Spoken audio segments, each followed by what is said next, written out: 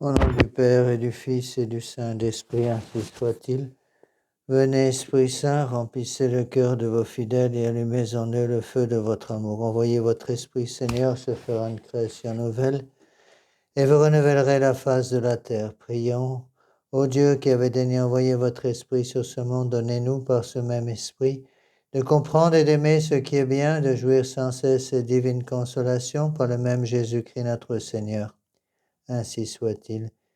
Je vous salue Marie, pleine de grâce, le Seigneur est avec vous. Vous êtes bénie entre toutes les femmes et Jésus, le fruit de vos entrailles, est béni. Sainte Marie, Mère de Dieu, priez pour nous pauvres pécheurs, maintenant et à l'heure de notre mort, ainsi soit-il. Nos saints anges gardiens, veillez sur nous. Saint Pédis, priez pour nous. Saint Joseph, priez pour nous. Saint Thomas d'Aquin, priez pour nous. Au nom du Père et du Fils et du Saint-Esprit, ainsi soit-il.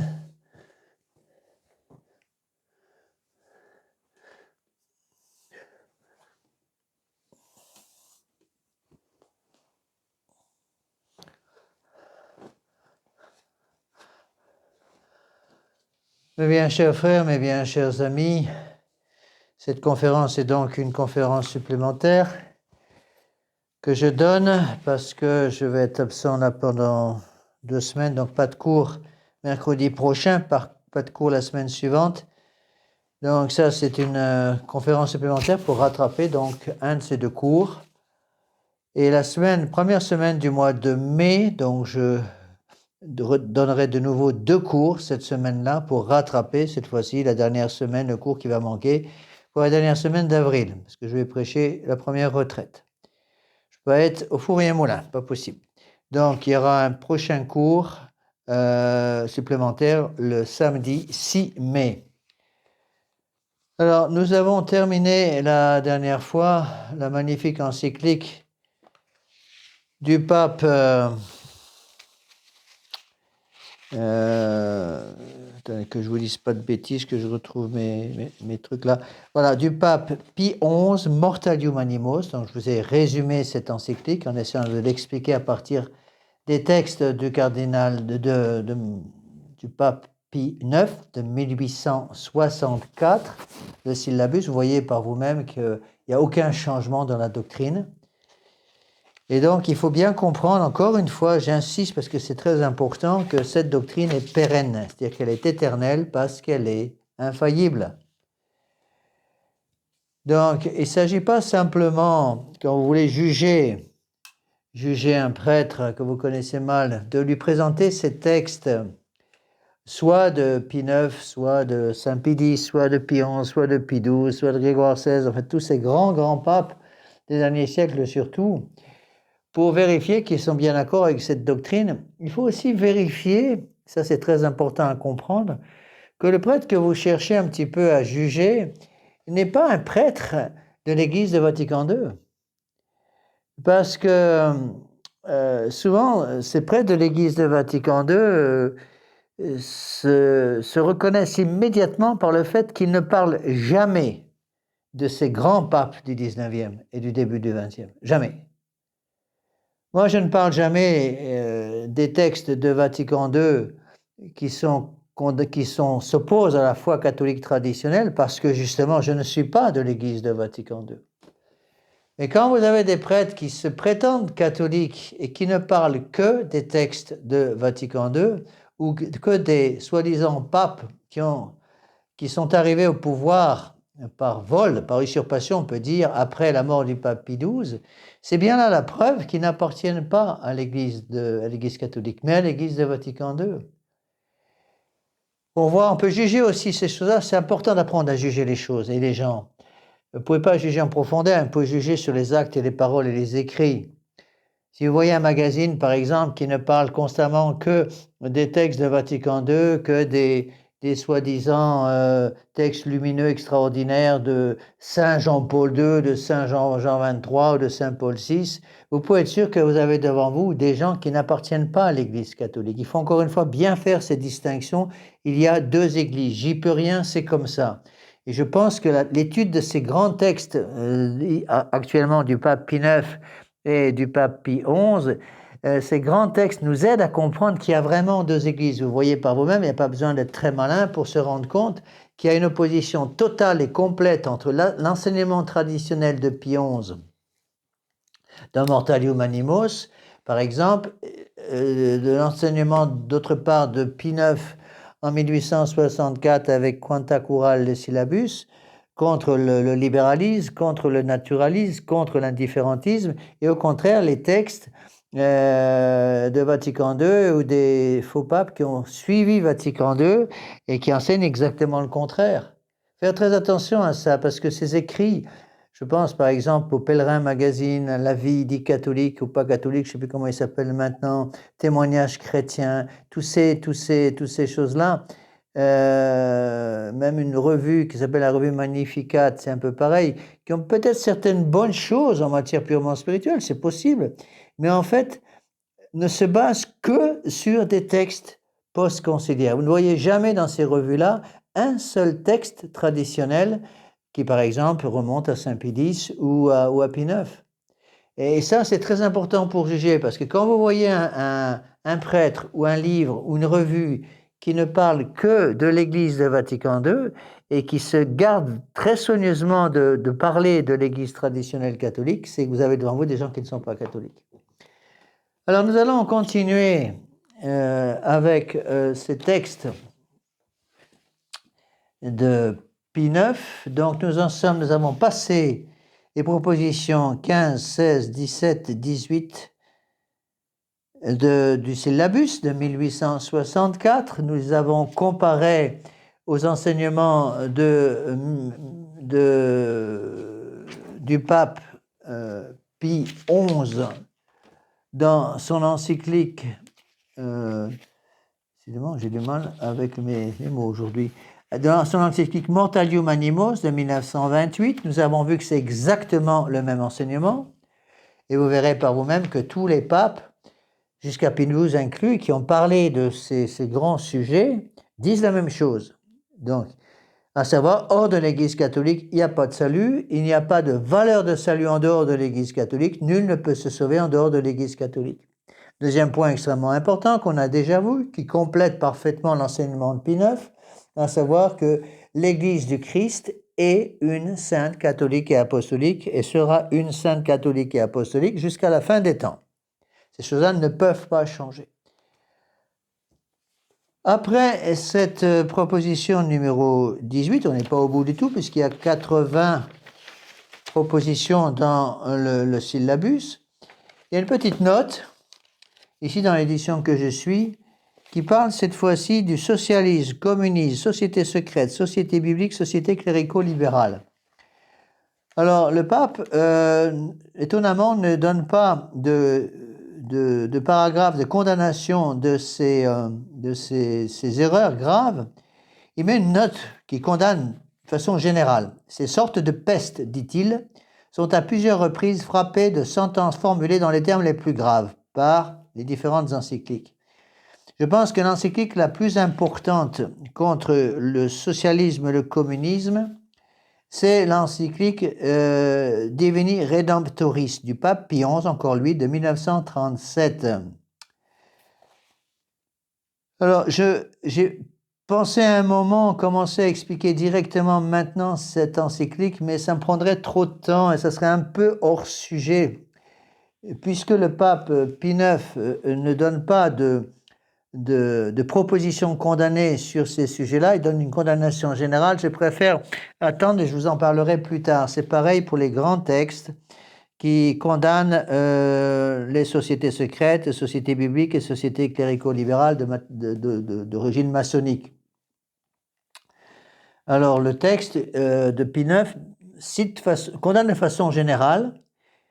Non seulement, il dit bien en parlant de ce communisme, ce socialisme, société secrète, société biblique, il y a les sociétés protestantes et les sociétés maçonniques, elles sont condamnées comme peste.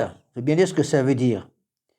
Frappées de sentence dans les termes les plus graves, et il cite Qui pluribus du 9 novembre 1846, Quibus quantisque du 20 avril 1849, Nostis et Nobiscum du 8 décembre 1849, Singulari Quadam du 9 décembre 1854, et l'encyclique Quanto Conficiamo Merore du 10 août 1863. Rien ne vous empêche, pour ceux qui m'écoutent et qui ont un peu de temps, d'aller rechercher ces textes. Vous les avez sur Internet relativement facilement.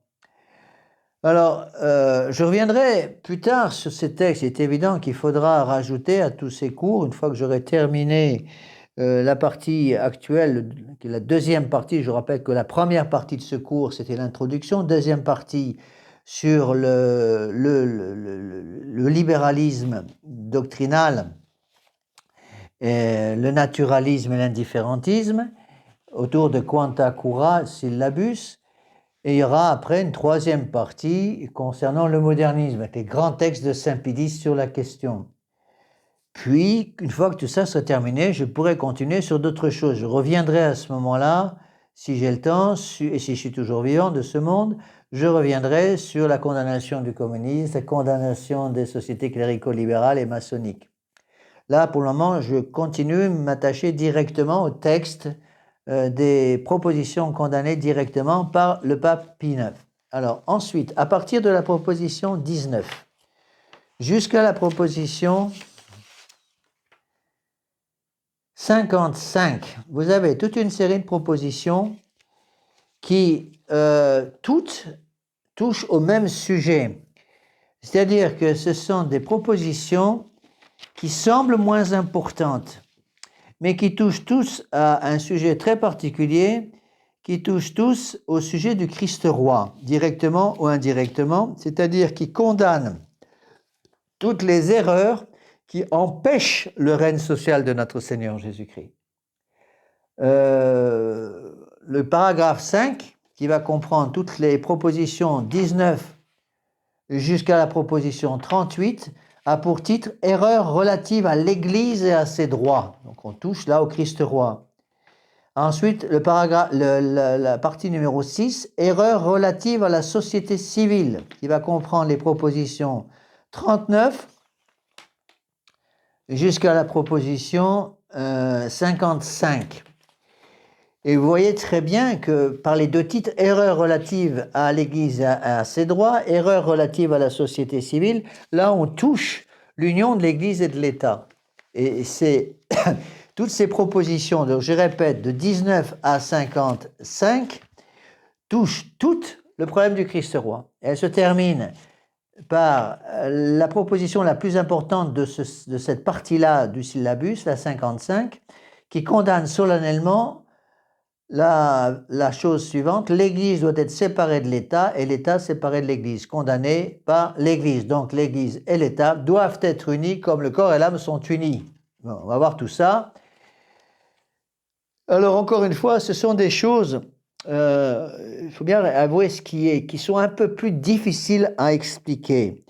Parce que quand j'explique à mes fidèles, hors de l'Église catholique, pas de salut, il n'y a pas de valeur de salut en dehors de la religion catholique.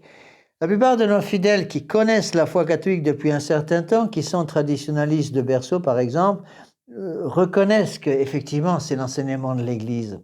Et quand je commence à parler du règne social de notre Seigneur Jésus-Christ et que j'explique que notre Seigneur Jésus-Christ, en tant que Dieu, a une autorité qui embrasse également et sans exception tous les hommes, même étrangers à la foi chrétienne, et que donc l'Église et l'État doivent être unis, ils ont beaucoup de mal à comprendre cela, parce qu'ils trouvent que c'est exagéré. Et donc j'ai remarqué qu'il est beaucoup plus difficile de faire rentrer dans la tête et l'intelligence de nos fidèles, surtout des jeunes, le dogme de foi du règne social de notre Seigneur Jésus-Christ, c'est-à-dire que notre Seigneur Jésus-Christ est roi de la société, que de faire rentrer le dogme de foi hors de l'Église catholique, il n'y a pas de salut.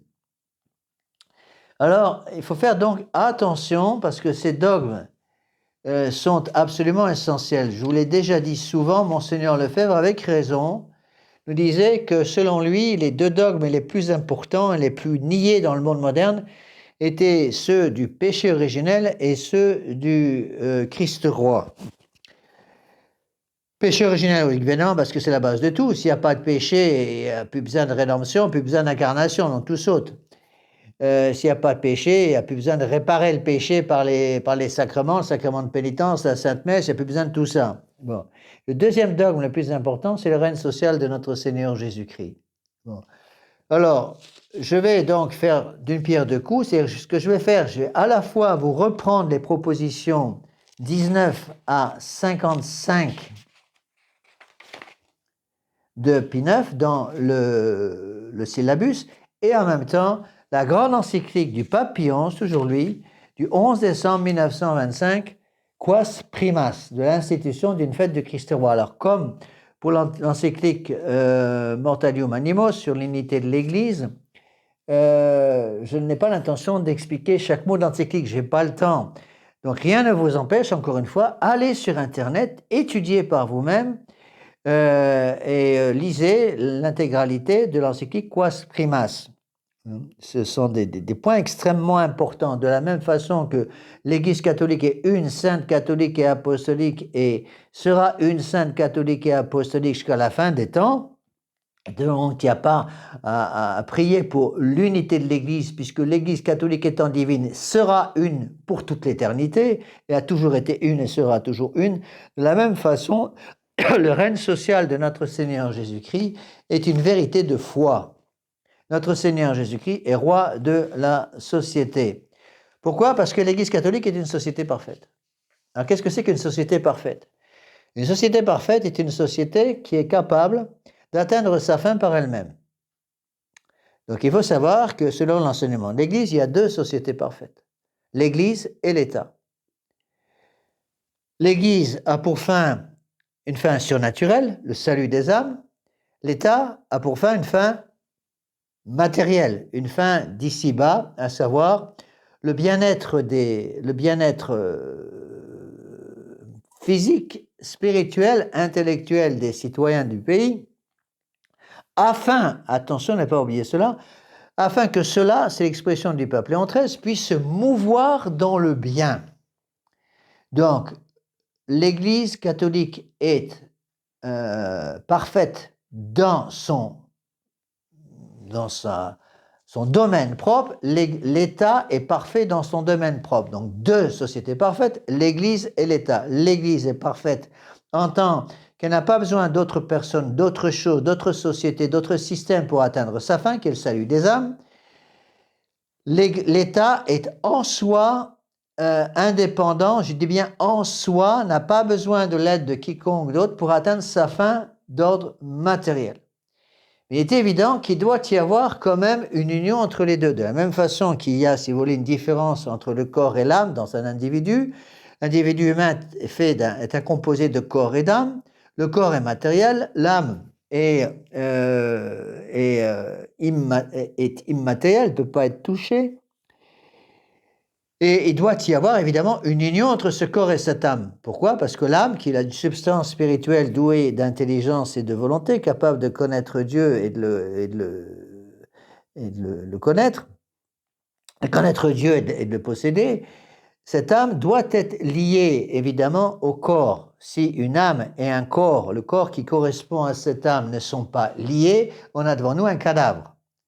On dit en philosophie que l'âme est donc la forme du corps. L'âme et le corps doivent être unis. Au moment de la mort, qu'est-ce que c'est que la mort physique, la mort corporelle? C'est la séparation entre le corps et l'âme. Bon. Il y a une séparation entre le corps et l'âme qui est contre nature, je dirais. Contre nature dans le sens que Dieu a créé cette personne, cette âme, et ce corps, il a créé cette personne composée d'un corps et d'une âme, avec pour but que ce corps et cette âme restent ensemble un jour pour toute l'éternité, soit une éternité de bonheur au ciel, soit, hélas, une éternité de malheur en enfer. Bon. Au moment de la mort, il y a séparation entre le corps et l'âme. L'âme va être jugée par Dieu à l'instant même de la mort. On a déjà vu tout ça dans les cours de catéchisme. L'âme va être jugée par Dieu au moment de la mort et elle va être, à ce moment-là, après ce jugement, va aller soit au purgatoire, soit au ciel, soit en enfer, soit, cas particulier, au limbe, pour le cas de l'âme d'un enfant, d'un bébé, par exemple, mort sans baptême, qui n'ayant jamais été baptisé ne peut pas aller au ciel, puisque le péché originel est un obstacle absolu pour l'entrée au ciel, mais comme il est responsable d'aucun péché personnel, évidemment, il ne peut pas aller en enfer. Bon. Et donc, il faut comprendre que cette séparation entre le corps et l'âme est une séparation très violente. La mort est quelque chose de violent. Donc, il y a une séparation entre le corps et l'âme. L'âme est jugée à ce moment-là immédiatement par Dieu, ce qu'on appelle le jugement particulier, et le corps va aller au cimetière et décomposer. Tu es poussière et tu retourneras en poussière. Donc, le corps va redevenir poussière, la nourriture des vers. À la fin des temps, à la fin de ce monde d'ici-bas, il y aura ce qu'on appelle la résurrection générale. La résurrection générale va faire revivre tous les corps qui sont morts donc depuis la création de l'homme, depuis le début de l'histoire de l'humanité, et tous ces corps vont retrouver leur âme. Bon. Les âmes sont immortelles dans le sens qu'une âme qui a été créée par Dieu, une fois qu'elle est créée, elle ne va pas disparaître. Bon. Même si une âme est en enfer, elle va littéralement, d'une certaine façon, sortir de l'enfer pour récupérer son corps, et le corps va participer au malheur de l'âme ou au bonheur de l'âme au ciel. Donc si une âme est au ciel, elle va récupérer son corps, et le corps va participer de façon glorieuse à la vie glorieuse de l'âme. Si au contraire l'âme est en enfer, eh bien, le corps va participer aux souffrances épouvantables de l'âme en enfer. C'est ce qu'on appelle la résurrection générale. La résurrection générale, donc, va réassembler de façon extraordinaire, donc, les corps qui vont ressurgir de leurs cendres pour être associés à l'âme qui les a animés ici-bas sur la terre. Voilà ce qu'il faut comprendre.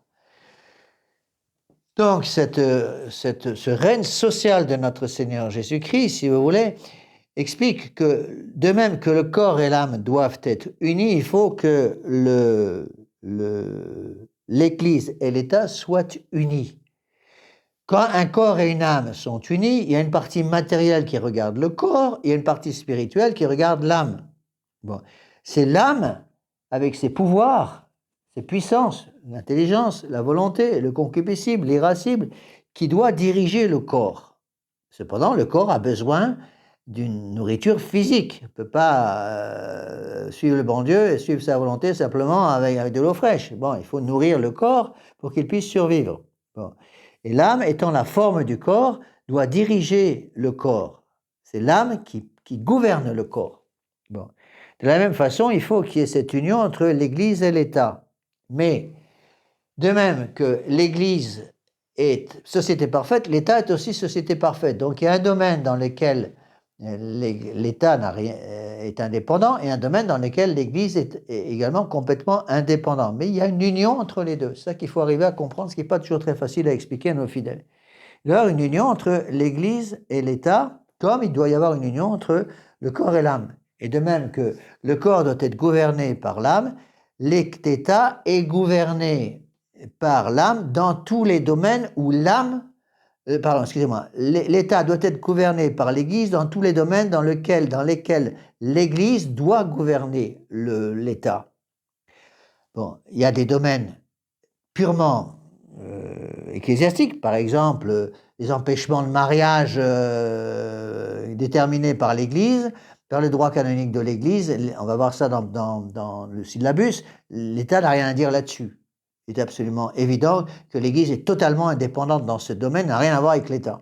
L'État doit accepter la gouvernance de l'Église au niveau des âmes, c'est absolument évident. Cependant, il y a aussi des domaines dans lesquels l'État peut être indépendant. Il ne faut pas tirer de l'union de l'Église et de l'État des conséquences qui sont dangereuses. Il ne faudrait pas dire que l'Église étant maîtresse de l'État doit diriger l'État en tout. Non.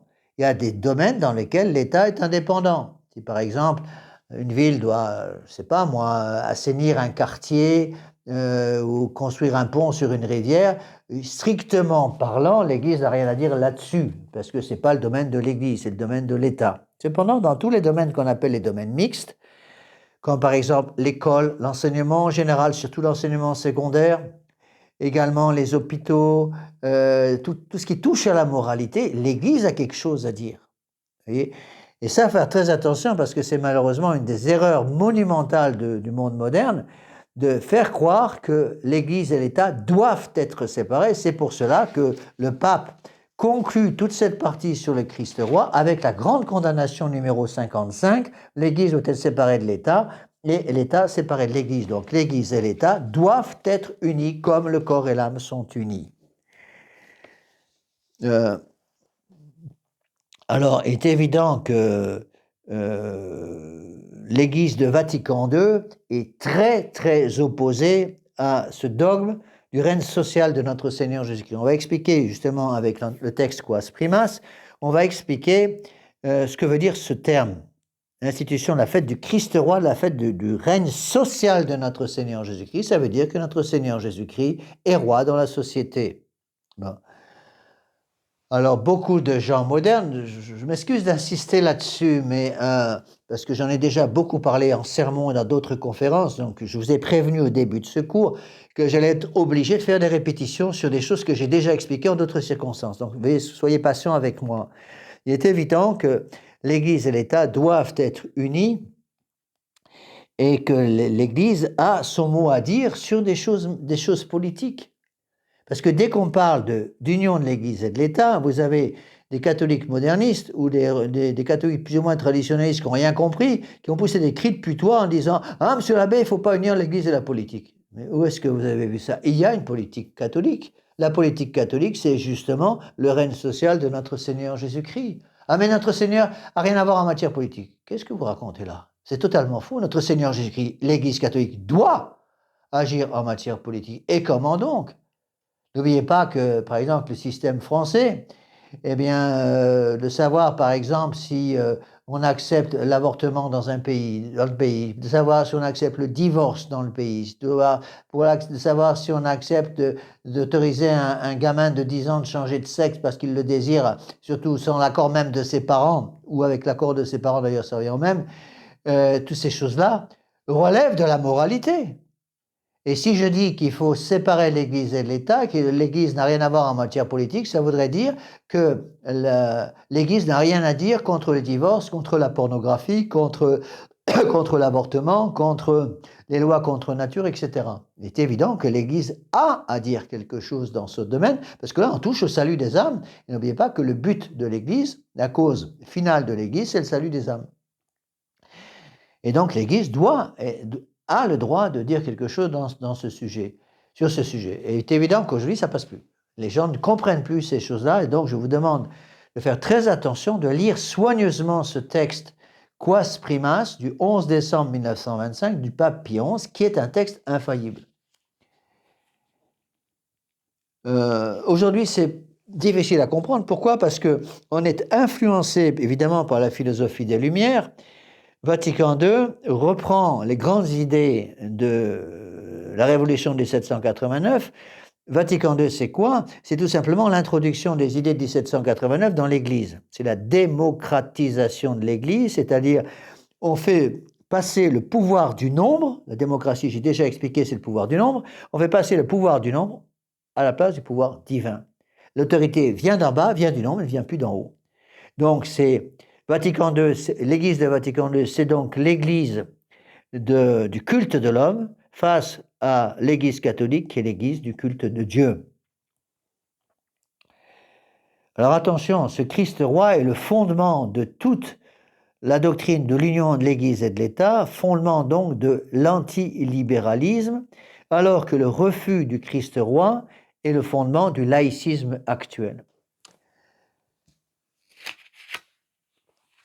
Alors, vous pouvez déjà voir un petit peu ceci dans les grandes lignes, dans les premières propositions de cette 5e partie du syllabus, les erreurs relatives à l'Église et à ses droits. Je rappelle que cette partie comporte les propositions condamnées 19 à 38, donc rien ne vous empêche, pour ceux qui ont le texte du syllabus sous le nez, d'étudier tous ces textes. La proposition 19 nous dit que l'Église n'est pas une vraie et parfaite société pleinement libre. Elle ne jouit pas de ses droits propres et constants que lui a conférés par son divin fondateur, mais il appartient au pouvoir civil de définir quels sont les droits de l'Église, les limites dans lesquelles elle peut les exercer. Donc la proposition 19 condamne ceux qui disent que l'Église n'est pas une société parfaite et que l'Église n'est pas une société parfaite indépendante de l'État. Donc, encore une fois, je n'ai pas l'intention de tomber dans l'exagération en disant que l'Église doit tout déterminer en matière politique. C'est pas ce que je veux dire. Il y a des domaines, encore une fois, dans lesquels l'Église n'a strictement rien à dire, surtout dans le domaine matériel, dans le domaine économique, dans certains domaines. Domaine économique, l'Église peut avoir certaines choses à dire, mais il y a des domaines dans lesquels, effectivement, l'État est indépendant. Encore une fois, pour, je sais pas moi, les routes, les ponts, l'électricité, comment va-t-elle être diffusée dans le pays? Il est évident que l'Église n'a pas en soi autorité à légiférer sur ce sujet-là. Alors attention, donc la proposition 19 donc, condamne ceux qui disent que l'Église est soumise à l'État. L'Église n'est pas une vraie et parfaite société pleinement libre, condamnée par l'Église, par le pape Pie IX. Donc, il faut prendre la proposition à l'envers. L'enseignement de l'Église dit donc que l'Église est une société parfaite, pleinement libre. Parfaite parce qu'elle est capable, encore une fois, d'atteindre la fin pour laquelle elle a été créée. Donc, les conclusions, les conséquences, si vous voulez, sont là. Je vous donne ici les principales conséquences, pardon. Les conséquences sont là. Je vous donne les principales conséquences, telles qu'elles sont développées par le pape Pie IX, proposition numéro 20. La puissance ecclésiastique ne doit pas exercer son autorité sans la permission et l'assentiment du gouvernement civil, condamné par l'Église. Donc la puissance ecclésiastique doit exercer son autorité sans l'intervention de l'État, qui n'a pas le droit, dit le pape Pie IX, d'utiliser une pression pour empêcher l'Église de parvenir à sa fin, savoir le salut des hommes. L'Église, proposition numéro 21, l'Église n'a pas le pouvoir de définir dogmatiquement que la religion de l'Église catholique est uniquement la vraie religion. Donc on va voir tout ça avec l'encyclique de Quas Primas du pape Pie XI de 1925. Donc l'Église catholique, puisque cette proposition est condamnée par l'Église, je répète, proposition condamnée numéro 21, l'Église n'a pas le pouvoir de définir que la religion de l'Église catholique est uniquement la vraie religion. Donc là, on tombe dans l'indifférentisme. Donc l'Église enseigne que l'Église catholique a le pouvoir et le devoir de définir dogmatiquement que la religion de l'Église catholique est l'unique vraie religion parce qu'il n'y a pas de salut en dehors de l'Église catholique. Proposition numéro 22. L'obligation qui concerne les maîtres et les écrivains catholiques se borne aux choses qui ont été définies par le jugement infaillible de l'Église comme les dogmes de foi qui doivent être crus par tous. Attention, l'Église a autorité pas simplement sur les choses qui sont définies dogmatiquement. Je vous rappelle que le pape est également infaillible dans son magistère ordinaire universel. Le pape est infaillible donc aussi quand il rappelle ce que l'Église catholique a toujours enseigné. Et donc, il y a une obligation pour les maîtres et les écrivains catholiques de suivre non seulement dans leur enseignement le jugement infaillible de l'Église, mais également tous les dogmes de foi enseignés par l'Église, mais également tout ce qui touche autour des dogmes, qui tourne autour des dogmes de foi. C'est évident qu'en soi, prenons un exemple tout simple, un théorème de mathématiques ou de géométrie ou d'algèbre, l'Église catholique en soi n'a rien à dire là-dessus, en soi. Cependant, il y a une façon catholique d'enseigner l'arithmétique, l'algèbre ou la géométrie. Il faut enseigner, c'est ça qui est très important à comprendre aujourd'hui, très peu de professeurs le comprennent, hélas, il faut enseigner aujourd'hui que même dans l'enseignement de choses qui apparemment sont indépendamment de l'Église, il faut un esprit catholique, il y a un esprit catholique pour enseigner l'orthographe, pour enseigner l'histoire, pour enseigner la géographie, pour enseigner la philosophie, pour enseigner les mathématiques. Donc, proposition numéro 23, condamnée par l'Église, les souverains pontifes et les conciles œcuméniques ont dépassé les limites de leur pouvoir, ils ont usurpé les droits des princes et ils ont erré dans les définitions relatives à la foi et aux mœurs. Donc, cette proposition condamne ceux qui prétendent que les droits des princes sont indépendants des droits de l'Église et que les princes ont le droit de légiférer contre la foi et les mœurs en allant directement contre l'enseignement de l'Église. Enfin, autre proposition très importante, la 24, condamnée par l'Église, L'Église n'a pas le droit d'employer la force et n'a aucun pouvoir temporel direct ou indirect. Attention, l'Église a un pouvoir direct et indirect, même en matière morale, évidemment, tout en faisant certaines distinctions. Bon, l'Église n'a pas le pouvoir d'empêcher, par exemple, les péchés privés.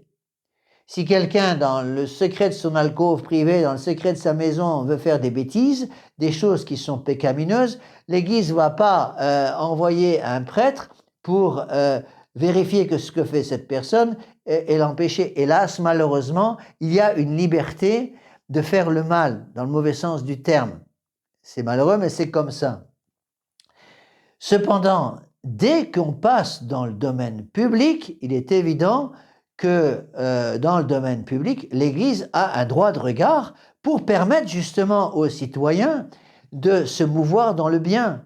C'est le drame du monde actuel, surtout en France aujourd'hui, où à cause du laïcisme, à cause de la haine du gouvernement, des membres du gouvernement en France contre l'Église catholique traditionnelle, à cause de cette haine, il n'est plus possible ou très difficilement possible pour les Français en France de se mouvoir dans le bien parce qu'ils se meuvent dans le mal de telle façon qu'ils le respirent par tous les pores de la peau, littéralement. Et le respirant par tous les pores de la peau, il est pratiquement impossible pour eux d'arriver à vivre en état de grâce.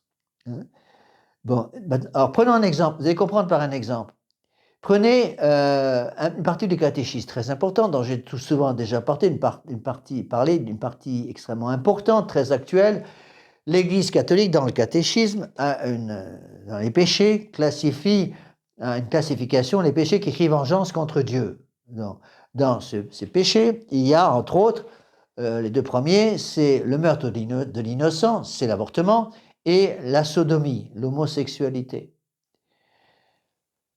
Alors, si quelqu'un a des tendances homosexuelles, ça j'explique bien les choses pour que les choses soient claires au niveau de nos fidèles. Si quelqu'un a des tendances homosexuelles, est-ce que c'est en soi un péché d'avoir des tendances homosexuelles? En soi, non. Si ce sont des tendances que la personne n'a jamais cherché à avoir. De même qu'il y a des gens qui ont des tendances à boire trop. Imaginez un jeune homme qui a été élevé dans une famille dans laquelle tout le monde boit plus que de raison, le père est un ivrogne, la mère est un ivrogne, les grands de la maison sont des ivrognes, et le jeune de 15 ans qui arrive là-dedans, eh bien, il finit par avoir une tendance à boire 3 bouteilles de whisky tous les soirs parce qu'il voit ses parents faire la même chose. Il va avoir une tendance mauvaise. Bon. Quand ce sont des tendances qui regardent la nature de l'individu, imaginez un jeune homme qui vient de me dire, je donne ces exemples parce qu'il faut que les choses soient claires, imaginez un jeune homme qui vient de me dire, monsieur l'abbé, malheureusement, je viens de découvrir que j'ai une tendance homosexuelle, je ne suis pas attiré du tout par les femmes, j'ai 18 ans, j'aimerais bien pouvoir fonder une famille, mais j'ai aucune attirance pour les femmes, je ne suis attiré que par les hommes.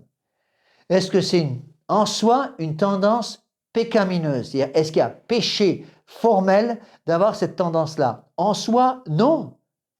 C'est comme quelqu'un qui me dirait, monsieur l'abbé, j'ai un cancer, est-ce que c'est un péché d'avoir un cancer? Réponse non. Où est le péché?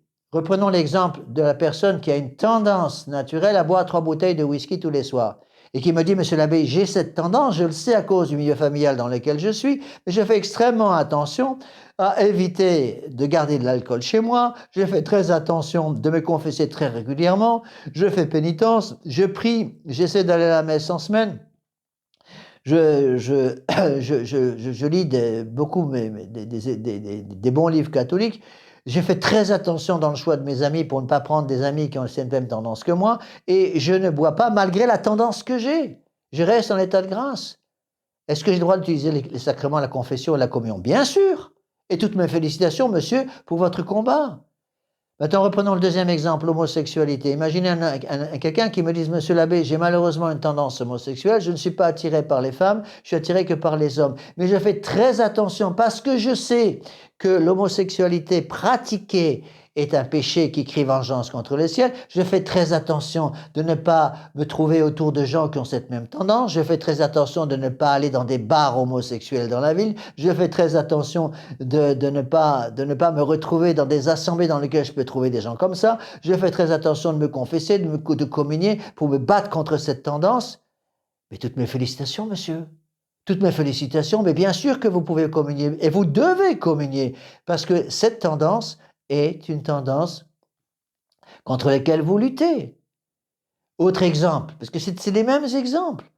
C'est la même racine de juger ces exemples. Imaginez un homme qui me dise, Monsieur l'abbé, j'ai une tendance à la frivolité, j'ai une tendance à la polygamie, j'ai une tendance à m'attacher à plusieurs femmes, j'ai une femme légitime, une épouse que j'aime, mais je suis très tenté d'avoir des affaires avec d'autres femmes.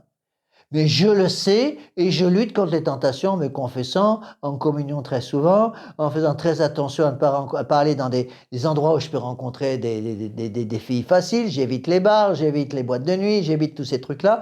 Et je me bats, je me confesse très souvent pour rester fidèle à ma femme. Mais bravo, monsieur, toutes mes félicitations. La tendance, elle demeure. Donc, en tant que telle, c'est pas la tendance qui est mauvaise, surtout si vous ne l'avez pas cherché. Ce qui est mauvais, c'est de tomber dans la tendance. Bon, évidemment, ne faites pas dire ce que je n'ai pas dit. Hein. Bon, j'ai rencontré, surtout quand j'étais aux États-Unis, des gens qui avaient des âmes admirables, j'avoue, certainement des très belles âmes, qui avaient, hélas, ces tendances terribles contre nature. On appelle une tendance contre nature. Donc, elles sont mauvaises en ce sens-là, mais si la personne lutte contre ces tentations, il n'y a pas de faute. Il n'y a pas de faute. Et j'avoue que ce sont des croix terribles, terribles, terribles. J'ai connu des jeunes de 20 ans, 22 ans, qui en pleuraient de désespoir, les pauvres, parce qu'ils me disaient, Monsieur l'abbé, j'ai des tendances contre nature, je lutte contre ça, je me confesse, je fais pénitence, je fais très attention, je me confesse très souvent, mais c'est terrible parce que, Monsieur l'abbé, j'aimerais bien me consacrer à la vie religieuse, mais je ne peux pas rentrer au séminaire à cause de ces tendances qui sont incompatibles avec la vie religieuse. Donc, je me pourrais, puisque je ne peux pas rentrer dans un séminaire, j'aimerais bien fonder une famille, mais je ne peux pas parce que j'ai ces tendances-là qui m'empêchent de fonder une famille, parce qu'il n'y a pas une seule jeune fille qui va épouser, évidemment, un homme qui a des tendances homosexuelles, je la comprends. Monsieur l'abbé, c'est terrible. C'est des croix terribles. Mais encore une fois, à partir du moment où vous luttez contre ces croix, quand vous luttez contre ces mauvaises tendances, le bon Dieu vous donne les grâces. Vous voyez, donc faire attention, ne faites pas dire ce que je n'ai pas dit. Je n'ai pas dit que d'être homosexuel est une bonne chose, je n'ai pas dit ça du tout. Je dis simplement que il est vrai, je reconnais qu'au début de mon séminaire, avant de devenir prêtre, j'étais ordonné prêtre en 1979, je pensais un peu naïvement que les gens devenaient homosexuels pas à cause de mauvaises fréquentations. De fréquentation de groupes homosexuels qui faisaient que cette personne devenait homosexuelle. Et puis je me suis aperçu au confessionnal, en confessant les gens à partir du moment où j'étais prêtre, surtout quand j'étais aux États-Unis, c'est un problème très, très, très fréquent, hélas, je me suis aperçu qu'il y a beaucoup de jeunes qui étaient braves comme tout, qui me disaient, mais monsieur l'abbé, depuis que je suis tout petit, je n'ai jamais été intéressé en tant qu'homme, en tant que garçon, j'ai jamais été intéressé par les femmes, je suis attiré que par les hommes. Bon, et encore une fois, j'essaie d'aider ces gens, non pas à accepter leur mauvaise tendance, mais aider ces gens à rester en état de grâce. Et j'ai vu encore une fois des cas magnifiques de gens qui se sont battus pour rester en état de grâce. Bon. Donc reprenons le texte que je suis en train d'expliquer de Pie IX. Il est évident que si quelqu'un a des tendances de ce genre, et même, hélas, si quelqu'un pratique son homosexualité de façon totalement privée, l'Église n'a en soi, je dis bien en soi, pas le pouvoir d'aller directement dans l'alcôve de cette personne pour lui tordre le cou. Elle n'a pas ce pouvoir-là. Bon. Mais elle a le pouvoir et le devoir, dès qu'on passe dans le domaine public, d'empêcher que ces maladies spirituelles, que ces abominations spirituelles passent dans le domaine public et soient considérées comme quelque chose de bon. C'est ça le drame, si vous voulez, et c'est que à force de ces gens très connus du business, du show business et de la politique qui ont fait leur coming out, comme ils disent, c'est-à-dire qu'ils sont sortis publiquement en avouant être homosexuels, eh bien, beaucoup de gens ont fini, à force d'être enveloppés, entourés de gens comme ça, on finit par avoir de plus en plus ces mauvaises tendances et à être fatigué de lutter contre ces mauvaises tendances. Et du coup, ben, ça a augmenté considérablement le nombre des gens homosexuels. Parce que, en soi, Dieu merci, le nombre de gens qui ont ces tendances dans leur nature personnelle est très faible. Je ne vais pas donner des chiffres, j'en sais rien, mais certainement moins d'un pour mille. Certainement. Donc, c'est un nombre très petit. Bon. Vous voyez, donc il faut faire attention dans ces choses-là. Donc, l'Église, encore une fois, n'a pas la prétention de rentrer directement dans les âmes par force, sauf au confessionnal, quand le propriétaire de l'âme nous ouvre la porte. Donc, si au confessionnal, une personne me dit, voilà, monsieur l'abbé, je suis un homosexuel, première question que je vais poser, est-ce que vous pratiquez votre homosexualité? Si la personne me dit, oui, monsieur l'abbé, je pratique mon homosexualité, je vis avec un autre homme et nous avons des relations contre nature, c'est évident que cette personne ne peut pas recevoir l'absolution, elle ne peut pas communier. Cependant, en tant que prêtre, je vais l'aider pour essayer de s'en sortir. C'est comme quelqu'un qui me dirait, monsieur l'abbé, je suis marié, mais je suis malheureusement infidèle à ma femme. Je vais aider cette personne à régulariser sa situation, à essayer de couper cette relation coupable qu'il a avec quelqu'un d'autre. Si quelqu'un me dit confessionnal, monsieur l'abbé, malheureusement, à cause de mauvaises fréquentations, je suis devenu un poivreau, je bois comme un trou tous les soirs, je vais aider cette personne par tous les moyens à essayer de se couper de cette influence diabolique de l'alcool. Vous voyez ? Et ceci nous aide à comprendre justement que l'Église a le droit d'employer la force et elle a un pouvoir temporel direct et indirect. Hein. Bon.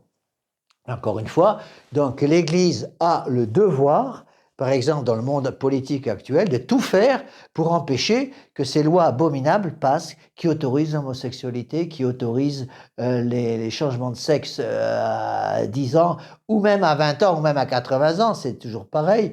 On a le sexe qu'on a en fonction du matériel génétique qui est le sien. Tous les hommes tous ont un chromosome X et un chromosome Y, et toutes les femmes ont 2 chromosomes X. C'est comme ça, j'y peux rien, c'est pas moi qui ai fait ça, c'est mon Dieu qui a décidé tout ça. Vous voyez? Donc, encore une fois, il faut aider ces pauvres gens. Moi, j'ai eu l'occasion, en plusieurs circonstances, d'aider des pauvres gens comme ça, et qui, avec la grâce du bon Dieu, n'ont pas réussi à quitter ces mauvaises tendances, à ne plus avoir ces mauvaises tendances. Ces mauvaises tendances, malheureusement, ils les auront toute leur vie, mais qui ont réussi à vivre habituellement en état de grâce. Ça, je trouve ça admirable. Vous voyez? Donc, attention à ça. Donc, autre petite note ici de Pie IX, en dehors du pouvoir inhérent à l'épiscopat, il y a un pouvoir temporel qui lui a été concédé ou expressément ou tacitement par l'autorité civile, révocable par conséquent à volonté par cette même autorité civile. Encore une fois, il faut distinguer le pouvoir spirituel et le pouvoir temporel. Par exemple, les États pontificaux ont permis l'indépendance de l'Église. Bon.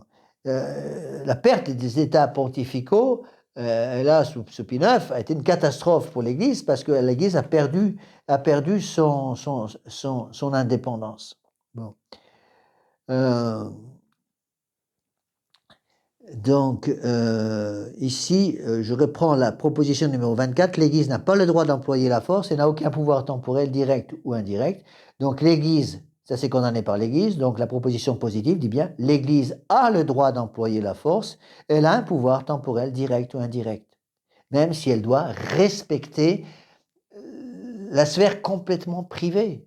Encore une fois, je ne peux pas rentrer dans les âmes des personnes. C'est parfois terrible pour un prêtre. Il faut comprendre le drame pour un prêtre. Imaginez, quand je dois confesser, je confesse quelqu'un, par exemple, je confesse un monsieur, un époux. Et juste avant de le confesser, j'ai confessé son épouse. Et je sais par la confession de l'épouse que dans cette famille, malheureusement, les époux pratiquent des choses contre nature ou font des péchés gravissimes parce que l'époux, par exemple, oblige sa femme à prendre la pilule, par exemple. Bon. Je dis ce que j'ai à dire à l'épouse, bien sûr, et juste après, je confesse l'époux. Et l'époux ne me dit rien là-dessus. Je n'ai rien le droit de dire en utilisant la confession précédente, puisque je suis tenu par un secret de confession. Donc, je suis obligé de donner l'absolution, dans ce cas-là, à l'époux, tout en sachant très bien que c'est une confession sacrilège, mais je ne peux rien dire à cause du secret de confession. Vous voyez? Donc,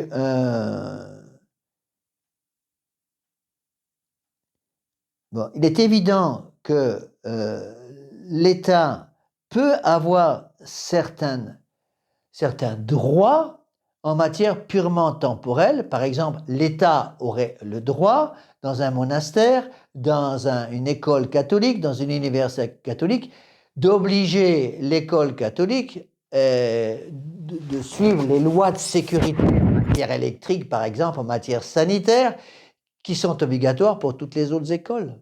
Bon, j'ai vu ça, par exemple, en Australie, où les lois sont les mêmes pour toutes les écoles.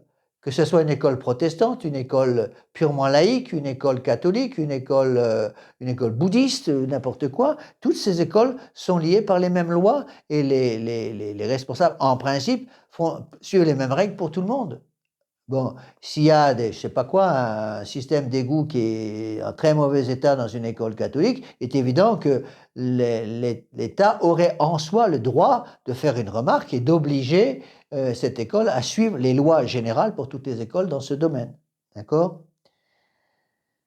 Donc, encore une fois, il faut faire certaines distinctions. Alors, je vais finir de lire les propositions qui regardent le règne social de notre Seigneur Jésus-Christ. Et ensuite, nous reprendrons le texte de Pie XI pour bien mettre les choses au clair. Proposition numéro 26. L'Église n'a pas le droit naturel et légitime d'acquérir et de posséder. Les ministres sacrés de l'Église et le pontife romain doivent être exclus de toute gestion, possession des choses temporelles. Il est évident que l'Église a le droit d'avoir des choses temporelles. L'Église a le droit d'avoir des hôpitaux. L'Église a le droit d'avoir des écoles. L'Église a le droit d'avoir des universités. Bon, que l'Église suivent, encore une fois, dans ses possessions, les mêmes lois de sécurité civile qui sont suivies dans toutes les autres écoles et autres institutions de ce genre, tout à fait d'accord. Cependant, l'Église a absolument le droit d'acquérir et de posséder. C'est la séparation de l'Église et de l'État en 1905 qui a empêché l'Église de posséder et d'acquérir quoi que ce soit. C'était la mise. Les moines se sont fait mettre dehors. À ce moment-là, ont dû partir, beaucoup sont partis en Belgique, par exemple, parce que l'État a commencé directement, sous Mystère Combe, à persécuter l'Église pour empêcher l'Église de posséder. Bon, c'est ce qui se passe actuellement, où il y a des persécutions terribles contre les églises catholiques pour empêcher ces écoles catholiques, d'églises catholiques, pour empêcher ces écoles d'avoir une formation catholique. Il est évident que dans une école catholique, l'Église catholique a le droit et le devoir d'enseigner aux enfants la foi catholique traditionnelle. Bon, il est évident que dans ce cas-là, l'Église catholique qui enseigne la foi traditionnelle, surtout quand ça touche à des domaines comme par exemple la géographie, l'histoire, la philosophie, etc., il est évident que l'Église va être obligée de critiquer, par exemple, la Révolution de 1789. Eh bien, l'Église a le droit et le devoir de faire ça. Vous voyez? Encore une fois, on est dans des domaines qui ne sont pas forcément tellement évidents. Hein. Donc, proposition numéro 27. Les ministres sacrés de l'Église et le pontife romain doivent être exclus de toute gestion, possession des choses temporelles, donc condamnés par l'Église. Il n'est pas permis aux évêques de publier même les lettres apostoliques sans la permission du gouvernement. Les faveurs accordées par le pontife romain, proposition 29, doivent être regardées comme nulles si elles n'ont pas été demandées par l'entreprise du gouvernement. Bon. Là, on touche aussi à toutes les histoires des concordats. On dit aussi, avec raison, que l'histoire des concordats, c'est malheureusement l'histoire des humiliations de l'Église. Non pas que le concordat en tant que tel soit quelque chose de mauvais, il y a eu quelques bons concordats. Par exemple, il y a eu des concordats établis entre Garcia Moreno en Équateur et le pape Pie IX qui étaient excellents. Mais vous voyez, relisez toutes ces propositions 19 à 29 et vous verrez que là, on touche justement à ce qu'on appelle le règne social de notre Seigneur Jésus-Christ. Alors, pour expliquer cela, je voudrais prendre justement, compléter les textes des condamnations du pape Pie IX par le texte de Pie XI du 11 décembre 1925, Quas Primas. Donc, notre Seigneur Jésus-Christ est roi. Bon. Il est roi, nous explique le pape Pie IX, et je vais vous donner les textes, il est roi pour deux raisons. Il est roi parce qu'il est créateur, et il est roi parce qu'il est rédempteur. Bon. Notre Seigneur Jésus-Christ, Dieu étant créateur de tous les hommes, il a créé tout le monde, y compris ceux qui vont devenir païens ou bouddhistes ou francs-maçons ou juifs ou catholiques. Dieu a créé l'abbé Laffitte, mais Dieu a créé aussi Emmanuel Macron. Donc, dans le sens que Dieu a créé Emmanuel Macron et a créé l'abbé Laffitte, tous les deux sont tenus, évidemment, de reconnaître Dieu comme leur créateur, puisque nous avons été tous les deux créés par lui. Bon. Donc, Dieu est roi, puisqu'il est créateur. Il est roi par nature. Quand Dieu crée un homme, crée l'abbé Laffitte, il a pouvoir sur lui parce que c'est lui qui l'a créé. Donc il a le droit de donner à l'abbé Laffitte un mode d'emploi pour son corps et son âme. De même, quand Dieu crée Emmanuel Macron, il a le droit de donner à Emmanuel Macron une loi pour l'usage de son corps et de son âme. Donc notre Seigneur Jésus-Christ, Dieu, est roi de l'abbé Laffitte, est roi d'Emmanuel Macron, est roi de tous les hommes. Bon. Pourquoi ? Parce qu'il est roi par nature, parce qu'il est créateur. Dieu étant créateur a un droit sur l'homme. C'est de là que vient évidemment les droits de Dieu sur l'homme. L'homme a été créé pour louer, honorer, servir Dieu et sauver son âme. Donc Dieu a des droits sur l'homme. On va parler donc des droits de Dieu sur l'homme et des devoirs de l'homme d'obéir à Dieu. Mais Dieu n'est pas simplement roi par nature, il est roi aussi par droit de conquête, nous dit le pape Pie XI. Il est roi par droit de conquête, en français on dit par droit acquis, par droit de conquête parce que non seulement il est créateur, étant créateur, il est roi par nature, mais il est rédempteur. C'est lui qui nous sauve. Il est rédempteur, et donc en tant que rédempteur, comme il a versé son sang pour tous les hommes, il a un droit acquis sur tous les hommes. Monsieur l'abbé Laffitte et Monsieur Emmanuel Macron, tous les deux, ne peuvent sauver leurs âmes que par notre Seigneur Jésus-Christ.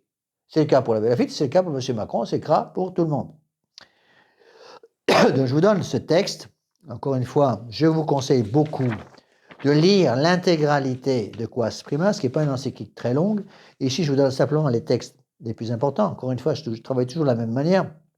Quand je lis une encyclique, je souligne les passages clés de l'encyclique, et ensuite, quand je vais faire une conférence sur l'encyclique, je reprends tous ces passages clés, je fais des copies-coller et je remets tout ça sur une feuille pour avoir tous les passages clés de l'encyclique. Mais rien ne vous empêche d'aller étudier le texte complet de l'encyclique. Donc on est Pie XI, 11 décembre 1925, Quas Primas, de l'institution d'une fête du Christ roi pour le dernier dimanche d'octobre. Voilà ce que dit le pape Pie XI. Depuis longtemps, dans le langage courant, on donne au Christ le titre de roi au sens métaphorique. Il l'est en effet par l'éminente et suprême perfection dont il surpasse toutes les créatures. Ainsi, on dit qu'il règne sur les intelligences. Il est roi des intelligences humaines à cause de la pénétration de son esprit et de l'étendue de sa science, mais surtout parce qu'il est la vérité et que c'est de lui que les hommes doivent recevoir la vérité et l'accepter docilement. Pourquoi ? Parce que l'intelligence a pour objet formel le vrai. Donc Dieu nous a donné un système intellectuel pour découvrir le vrai qui s'appelle l'intelligence. Donc, notre Seigneur Jésus-Christ, qui nous a donné une intelligence, a le droit de nous donner un mode d'emploi de cette intelligence. Nous n'avons pas le droit de faire ce que nous voulons de notre intelligence. On dit aussi, dit le pape Pie XI, que Dieu règne, que le Christ règne sur les volontés humaines. Parce qu'en lui, à la sainteté de la volonté divine correspond une parfaite rectitude et soumission de la volonté humaine, mais aussi parce que sous ses inspirations et ses impulsions, notre volonté libre s'enthousiasme pour les plus nobles causes. L'objet formel de la volonté étant le bien. Donc, je dois d'abord utiliser mon intelligence pour savoir où est le vrai. Une fois que j'ai trouvé où est le vrai, je dois utiliser ma volonté pour atteindre ce vrai. Ça me fait une belle jambe de savoir où est le vrai, et si je reste tranquillement sur ma chaise sans chercher à atteindre ce vrai. Donc, le bon Dieu m'a donné une volonté pour atteindre le bien, une fois que j'ai déterminé par l'usage de mon intelligence où est le vrai. Alors, notre Seigneur Jésus-Christ est roi des intelligences, il est roi aussi des volontés, dit le pape Pie XI. Enfin, on dit le pape Pie XI, qu'il est roi des cœurs, c'est un texte splendide, à cause de son inconcevable charité qui surpasse toute compréhension humaine et à cause de sa douceur et de sa bonté qui attire à lui tous les cœurs. Car dans tout le genre humain, il n'y a jamais eu, il n'y aura jamais personne pour être aimé comme le Christ Jésus. Pourquoi? Parce que donc, notre Seigneur Jésus-Christ est roi des intelligences, parce que l'objet formel de notre intelligence est le vrai. Donc notre Seigneur a le droit de me donner un mode d'emploi pour mon intelligence. J'ai pas le droit de faire ce que je veux de mon intelligence. J'ai pas le droit d'utiliser mon intelligence pour chercher et trouver le faux. De même, notre Seigneur est roi des volontés humaines. Il a donc le pouvoir de donner un mode d'emploi de ma volonté pour que je puisse atteindre le bien. Si je veux utiliser ma volonté pour atteindre le mal, je pêche. Enfin, Dieu est roi des cœurs, c'est-à-dire qu'il va donner à mon cœur aussi un mode d'emploi, parce qu'il est roi des cœurs, dans le sens que les cœurs vont gouverner, le cœur, pardon, va gouverner les affections. L'intelligence a pour objet formel le vrai, la volonté le bien, le cœur les affections. Je n'ai pas donc le droit d'utiliser mon cœur pour aimer n'importe qui, n'importe quoi, n'importe comment. J'ai le devoir pour un époux, comme époux, d'utiliser mon cœur pour aimer mon épouse légitime, mais je n'ai pas le droit d'utiliser ce même cœur pour aimer l'épouse du voisin. Et même dans l'amour que je dois avoir pour mon épouse légitime, je n'ai pas le droit d'utiliser mon cœur pour aimer mon épouse légitime, avec des moyens contre nature ou des moyens qui s'opposent à la moralité catholique. Encore une fois, le mariage catholique a des conclusions qui doivent être respectées par tous les catholiques. Vous voyez? Donc souvent, on entend des hommes au confessionnal qui nous disent, même Monsieur l'abbé, ma femme est mon épouse, donc j'ai le droit de faire ce que je veux dans ce domaine. Non, monsieur, vous n'avez pas le droit de faire ce que vous voulez dans ce domaine sexuel aussi, parce que votre épouse n'est pas votre prostituée privée, je m'excuse du terme, mais vous peut-être le rappeler à certains hommes. Votre épouse n'est pas votre prostituée privée, et vous n'avez pas le droit de faire avec elle des choses qui sont interdites par la morale naturelle, la morale divine. Il faut du bon sens, et vous devez respecter votre épouse. Et malheur à l'époux qui ne respecte pas son épouse dans ce domaine. Bon, et c'est valable aussi pour les femmes d'ailleurs. Une femme n'a pas le droit de faire ce qu'elle veut. J'ai connu des mariages qui ont explosé littéralement parce qu'arrivé à 50 ans, l'épouse a dit à son mari, bon maintenant on a 50 ans, c'est fini, terminé, moi je veux plus d'union physique entre toi et moi, parce que ça c'est pour les jeunes, nous maintenant on est des vieux, c'est fini, c'est terminé, je veux plus de relations sexuelles entre toi et moi. Le mariage a littéralement explosé parce que le mari, lui, évidemment, a toujours des tas de tentations à cause surtout des tenues dans les bureaux dans lesquels il travaille, des tenues dans les milieux professionnels qu'il côtoie.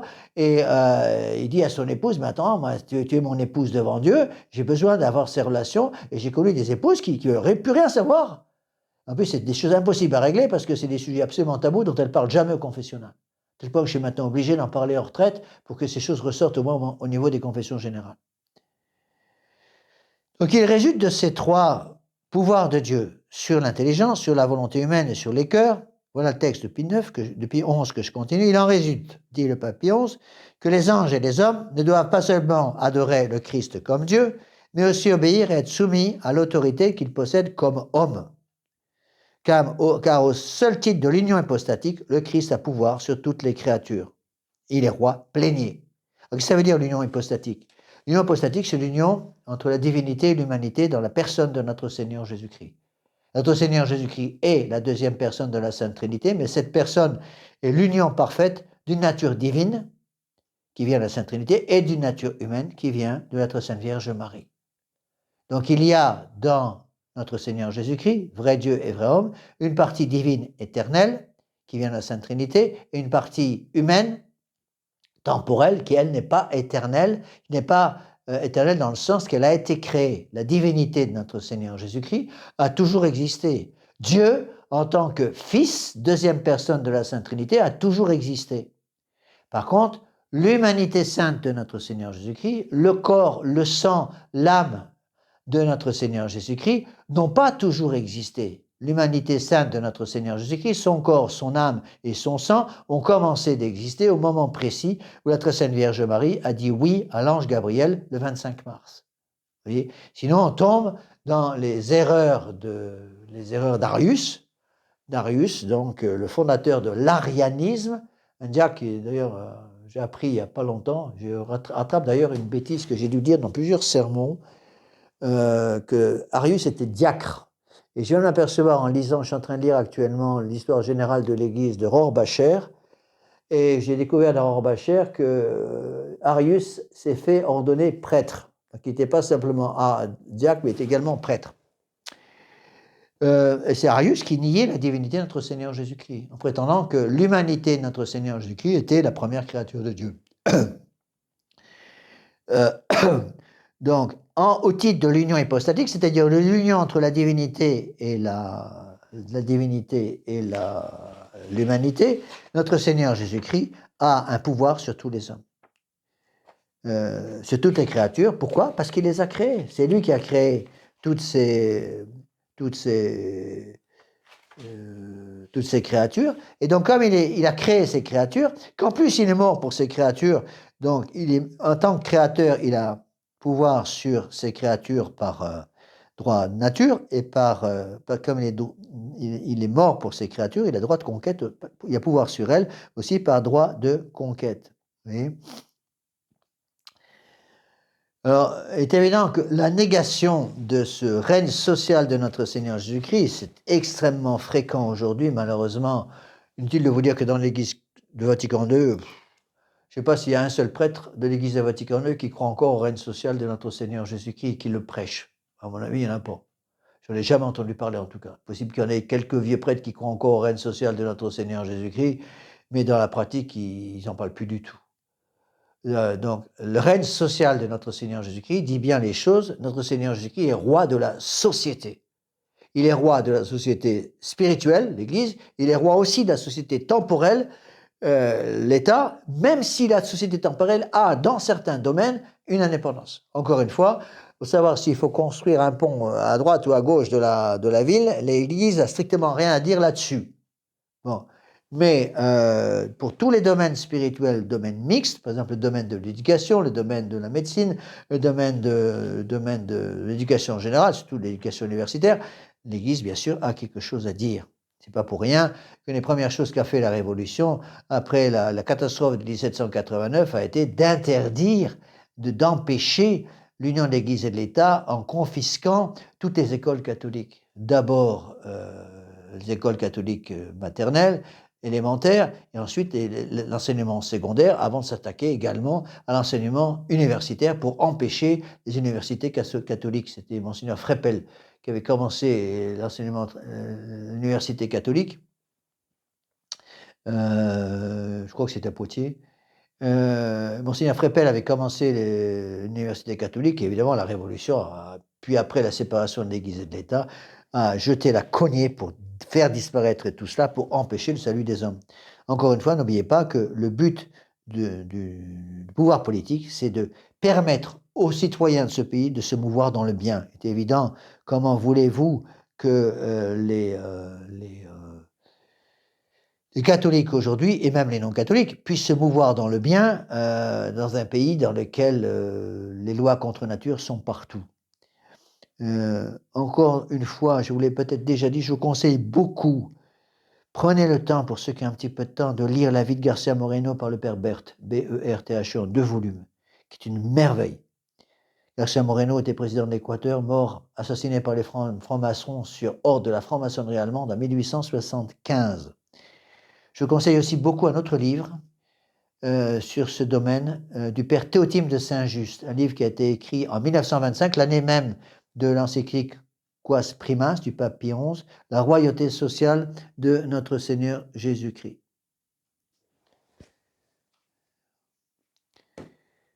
Alors,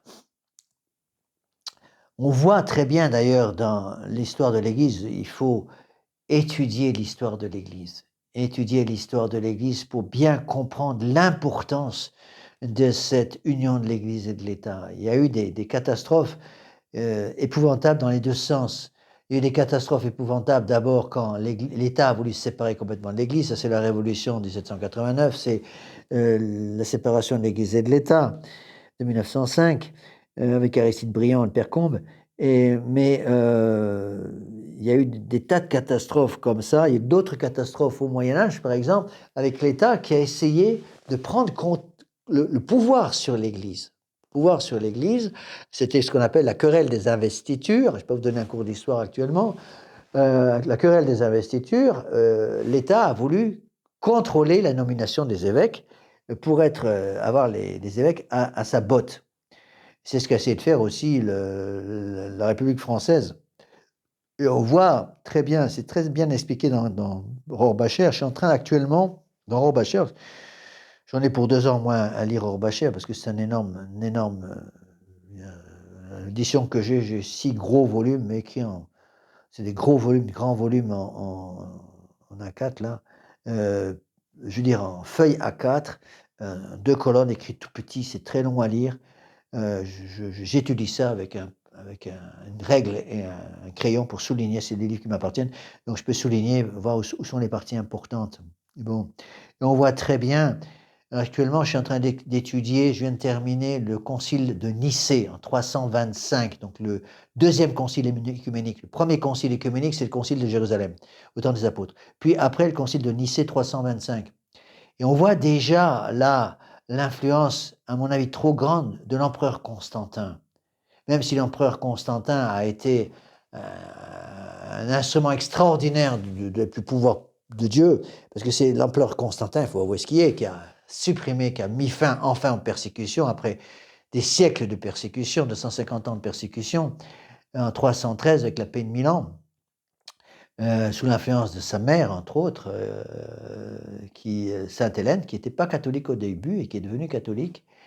Mais elle a bien éduqué son fils. Et l'empereur Constantin a mis fin aux persécutions, ça c'est tout à sa gloire.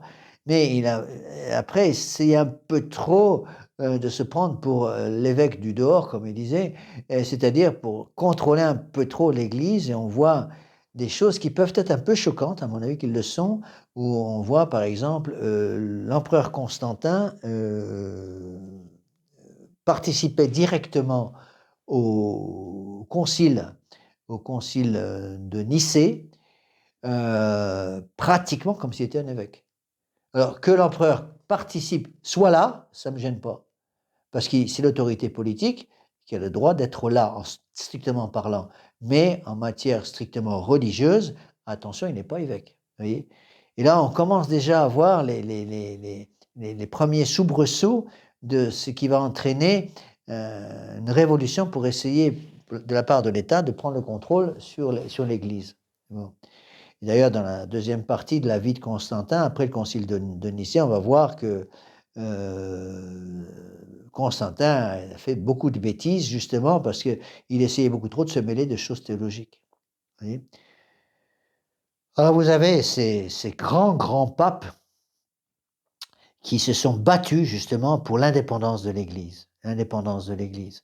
Vous avez par exemple le pape Saint Grégoire le Grand, un des plus grands papes de l'Église catholique au VIe siècle. Le pape Saint Léon le Grand au Ve siècle.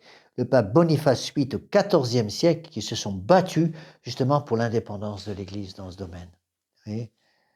Alors on voit un petit peu les mêmes choses dans le groupe des propositions condamnées par le pape Pie IX.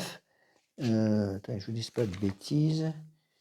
Les propositions 30 à 38. Je vais vous les citer maintenant. Donc attention, elles sont condamnées par l'Église. Et donc le pape condamne justement ces tentations, ces tentatives de l'État de prendre contrôle des ecclésiastiques d'aller contre les immunités de l'Église, soit en essayant d'obliger les ecclésiastiques d'être jugés par les tribunaux civils, soit en obligeant les ecclésiastiques à suivre le service militaire, etc. Je vous donne ces propositions 30 à 38 du syllabus, donc là c'est Pie IX 1864, propositions condamnées par l'Église. Je vous les cite. L'immunité de l'Église et des personnes ecclésiastiques tire son origine du droit civil, condamné par l'Église. Le fort ecclésiastique, pour les procès temporels des clercs, soit au civil, soit au criminel, doit absolument être aboli, même sans consulter le siège apostolique et sans tenir compte de ses réclamations, condamnées par l'Église. Le fort ecclésiastique, c'est le fait que les ecclésiastiques devaient être jugés, au Moyen-Âge c'était comme ça, devaient être jugés par un tribunal ecclésiastique, ça dépendait des évêques. Proposition 32. L'immunité personnelle en vertu de laquelle les clercs sont exempts de la milice et du service militaire peut être abrogée sans aucune violation de l'équité et du droit naturel. Le progrès civil demande cette abrogation surtout dans une société constituée d'après une législation libérale, donc condamnée par l'Église. On voit très bien comment la Révolution, et après c'était beaucoup plus clair encore avec la République française, comment la République a tout fait pour justement obliger les clercs à faire le service militaire et à participer directement à la guerre. On appelait ça la loi Curé-Saccodo. Donc ils ont obligé les curés à participer aux guerres comme soldats. Alors c'est pas directement le rôle du prêtre évidemment. Et ils se sont dit, ils ont fait ça, la Révolution a fait ça en se disant, la République a fait ça en disant, en mettant les jeunes prêtres et les séminaristes dans les tranchées, avec la promiscuité qui règne dans ces tranchées, ils vont tous perdre la foi, comme ça on sera débarrassé de ces prêtres. En fait, c'est l'inverse qui s'est passé. Ces prêtres ont fait un travail extraordinaire dans ces tranchées, les séminaristes aussi, et sont tenus les coudes. Ils ont refusé de porter directement les armes dans les tranchées et ils ont demandé à être tous dans les services de santé, c'est-à-dire ils étaient en général brancardiers, ils prenaient des risques énormes d'ailleurs après les combats pour aller chercher les morts et même pendant les combats, aller chercher les morts au risque évidemment de prendre une balle, soit française, soit allemande, pendant les deux premières guerres mondiales, pour aller chercher les gens qui étaient blessés. Et ils ont fait un travail extraordinaire pour extrémiser des Français et des Allemands qui étaient en train de mourir, les confesser avant de les extrémiser, parfois leur donner la communion, et des choses extraordinaires. Donc je vous conseille beaucoup d'étudier un petit peu tout ça. L'histoire des prêtres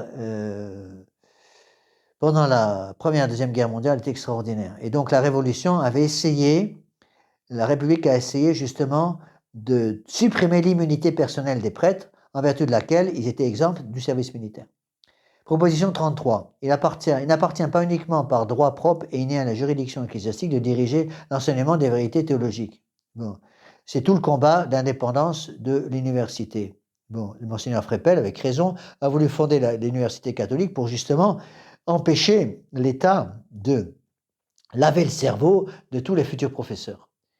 Et c'est le drame dans l'école moderne actuelle républicaine, c'est qu'après des années et des années, depuis la maternelle jusqu'en terminale, de lavage de cerveau dans des écoles complètement anti-chrétiennes, les enfants les jeunes arrivent au niveau du bac complètement athées, ils ont pratiquement tous perdu la foi.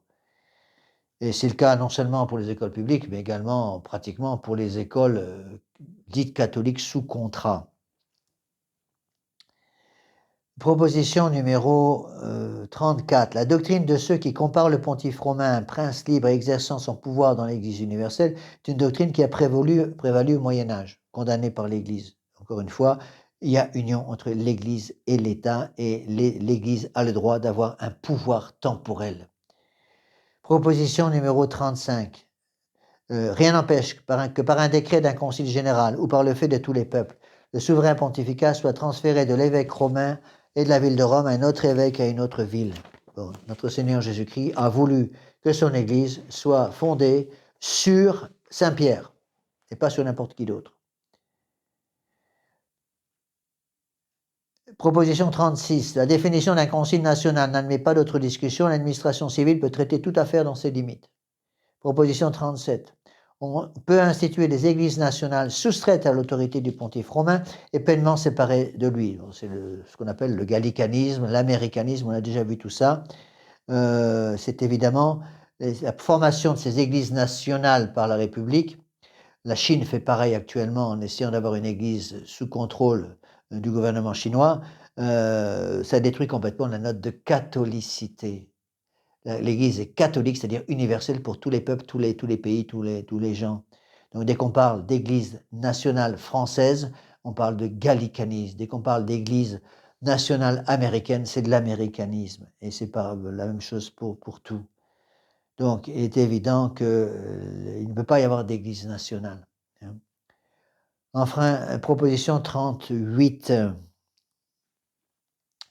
Trop d'actes arbitraires de la part des pontifes romains ont poussé à la division de l'Église en orientale et occidentale. Bon, malheureusement, les histoires politiques ont fait beaucoup de dégâts. Je ne dis pas d'ailleurs qu'il n'y a pas eu des erreurs de la part des ecclésiastiques. Hein. Il y a eu beaucoup d'orgueil, d'égoïsme, parfois de la part de certains évêques, des patriarches qui ont voulu être beaucoup trop indépendants. Il y a tout un combat pour empêcher le pouvoir de Rome, pour empêcher le pouvoir du pape. Les patriarches qui se prétendaient pape en Orient, par exemple, vous voyez. Alors, encore une fois, vous voyez, on voit bien avec toutes ces propositions. Donc, à partir de la proposition numéro 19, en fait, on va aller jusqu'à la proposition 55, toutes ces propositions de Pie IX condamnent justement la séparation de l'Église et de l'État. C'est pour ça qu'il faut bien reprendre l'enseignement traditionnel de l'Église sur le règne social de notre Seigneur Jésus-Christ. Notre Seigneur Jésus-Christ est roi de la société. Alors, je ne vais pas avoir le temps d'aller jusqu'à la proposition 55, je vais avancer un petit peu quand même dans ces textes magnifiques du pape Pie IX. Vous voyez très bien par vous-même que le pape Pie IX suit ce que l'Église catholique a toujours enseigné. Le pape Pie XI dans Quas Primas suit ce que l'Église catholique a toujours enseigné. Il n'y a pas d'opposition entre l'enseignement de Pie IX dans Quanta Cural, le syllabus de 1864, et l'enseignement de Pie XI de 1925. Et on voit la même doctrine jusqu'à le pape Pie XII, mort du pape Pie XII en 1958. C'est malheureusement après le pape Pie XII que l'on voit les catastrophes qui arrivent. Alors, le pape continue en disant, donc je vous rappelle que le pape dit que notre Seigneur Jésus-Christ est roi sur les intelligences humaines, il est roi sur les volontés humaines, il est roi sur les cœurs humains.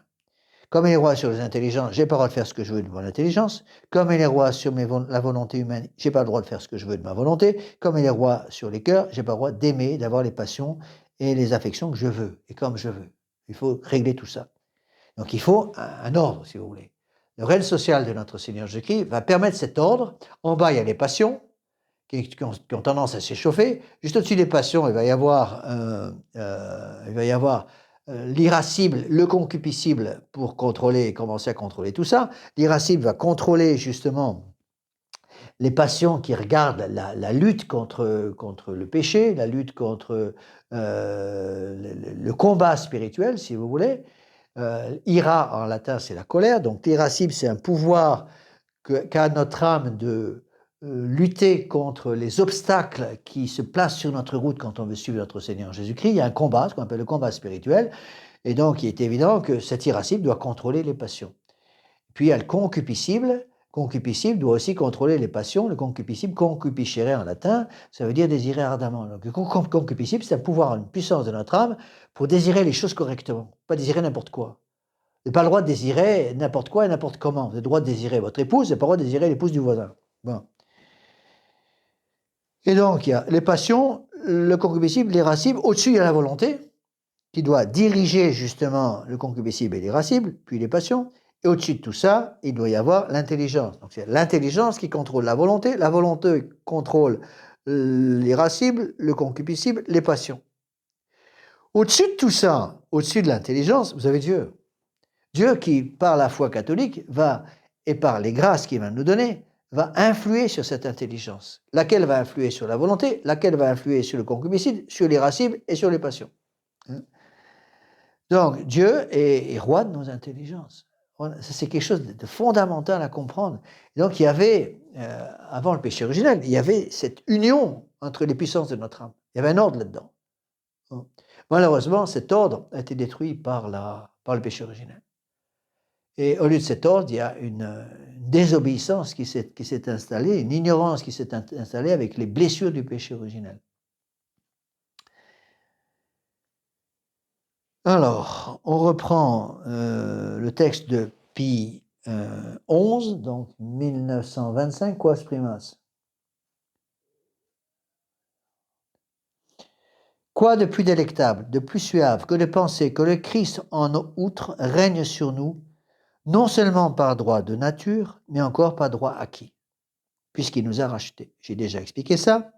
Donc, pas droit de nature parce que Dieu est créateur, pas droit acquis, pas droit de conquête, parce qu'il est mort sur la croix. En mourant sur la croix, le vendredi saint, notre Seigneur Jésus-Christ a acheté un pouvoir sur nos âmes.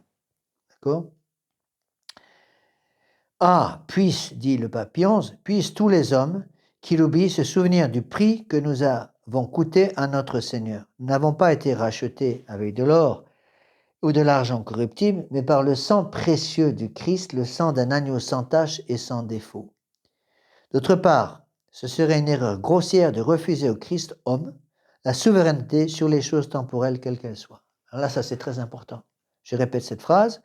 Le pape Pie XI dit de façon infaillible, ce serait une erreur grossière de refuser au Christ homme la souveraineté sur les choses temporelles quelles qu'elles soient. Je vous rappelle que le pape Pie IX dit la même chose en condamnant par sa proposition 19 la phrase suivante, l'Église n'est pas une vraie et parfaite société pleinement libre.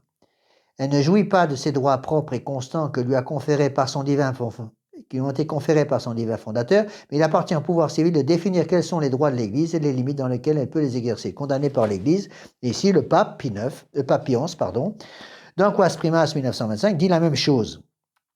Je répète cette phrase essentielle. Ce serait une erreur grossière de refuser au Christ homme la souveraineté sur les choses temporelles, quelles qu'elles soient.